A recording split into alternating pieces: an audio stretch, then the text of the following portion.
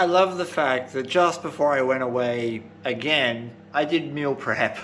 My beautiful Fernie and I, yeah, you, we went on our first ever camping trip together. First ever. She's never been out camping before, and we finally did it. See, I have a lot of anxiety around camping for a few different reasons.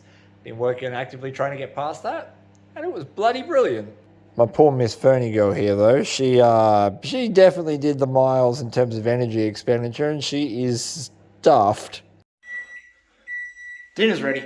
Give you a table full of crap that I have to clean up, and some of the gold nuggets that I found. There's 4 more in there. Right there, at the tip of my thumb, there are 2 patches of visible gold you might be able to see glinting.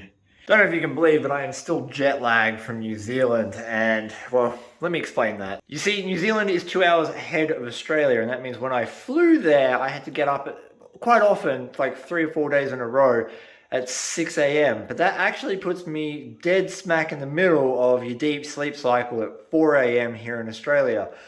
And then that continued kind of throughout the week. Very early starts in New Zealand, which means extremely early starts in Australia. It just threw my circadian rhythm for 6. I got home and I was like, you know what? Let's go to Ballarat and go gold detecting. It was great, but damn was that some effort. Oh, spaghetti bolognese, woo! You gotta do some nasty shredded cheese on top of your spaghetti bolognese, right? Like, that's the legal thing you're meant to do. Now, I swear there's a point to this story, and that point is very straightforward. Every time I go detecting, I get a question regarding the 6000 or the STC or whatever it might be. And that question usually goes along the lines of, how deep can that detector find a piece of gold? And that is literally like asking, how long is a piece of string? It's however long you cut it. So because I'm very tired, and even though I've been trying to do a daily vlog and I've kind of skipped out on that, I'm going to give you the shortcut answer to it.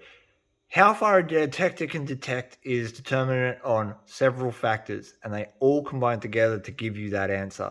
The first one is the size of the target. The second one is the orientation of the target in the ground. The third one is the composition of the target, so whether or not, say, it's like a gold specimen that might be quite big but have very thin gold running all through it.